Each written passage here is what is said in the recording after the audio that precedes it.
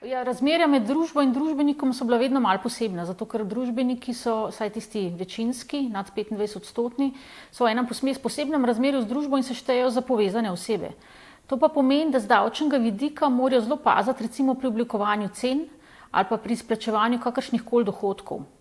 Tako si bomo na seminarju pogledali, kakšne so najbolj pogosti načini izplačevanja dohodkov med družbo in družbenikom in kakšne so davčne posledice. Recimo tipičen primer je izplačilo dobička oziroma dividend. Drug primer so tudi posojanje denarja med družbo in družbeniki in izplačevanje obresti, ter seveda tudi opravljanje kakršnihkoli storitev strani družbenika družbi.